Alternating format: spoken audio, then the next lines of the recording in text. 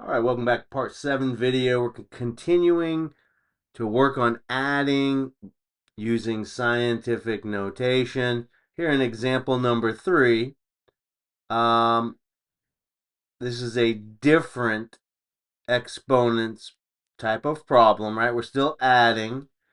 And like I told you before in part 6, there's two ways that you could manipulate 5.2 to change the power of 5 to 3, or you can manipulate the coefficient of 3.7 to add to the 3 to get 5, right? But you can't add or subtract unless these exponents are the same. And that rule I go over for converting scientific notation into standard form in the part 4 video. So if this is fresh, you may want to review that. Listen, I've done this a long time and I still need to review it. I have a difficult time remembering those rules sometimes. So it will be very helpful for you to review part 4 video. So again, I said you could manipulate the 5.2 coefficient, which I did in last video, part 6. Now I'm going to manipulate the 3.7 coefficient in this part 7 video. Some of you may find it is much easier to add 2 values to that value of 3 by manipulating that decimal in order to add or subtract the coefficients in scientific notation. I got that out.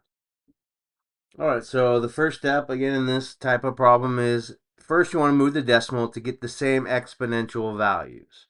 In our last video, part 6, we moved the decimal to the right to subtract. Well, the opposite is moving the decimal for the coefficient 3.7 to the left.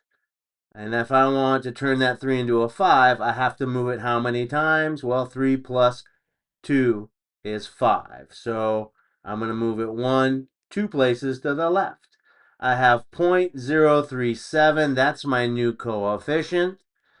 Times 10 to the 3 plus 2 is to the 5th power. Now my exponential powers are the same. The power of 5 with a base of 10. Now I can stack the coefficients and I can add.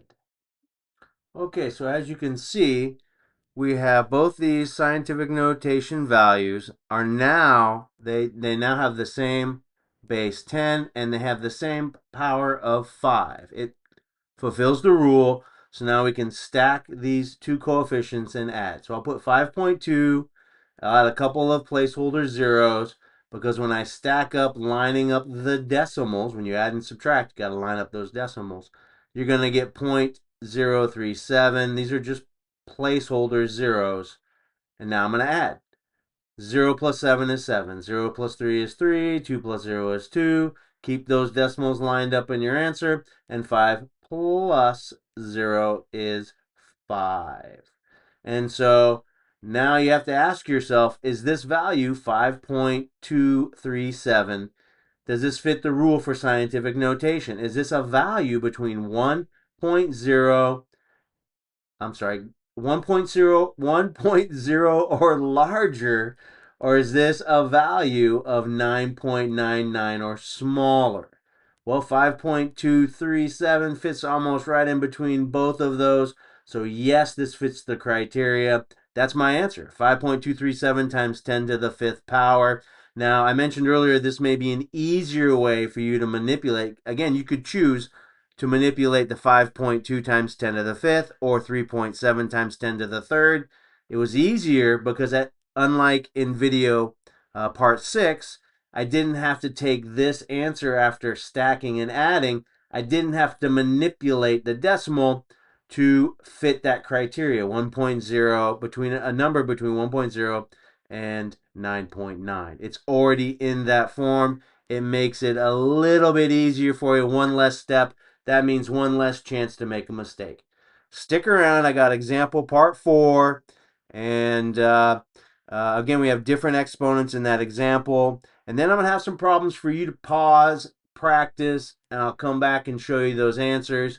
And again, stick around because later on I'm creating videos on how to find the difference, subtract, of course, multiply, and divide. Math is easy. Take it step by step. Thank you for joining me. Please like, follow, share these videos.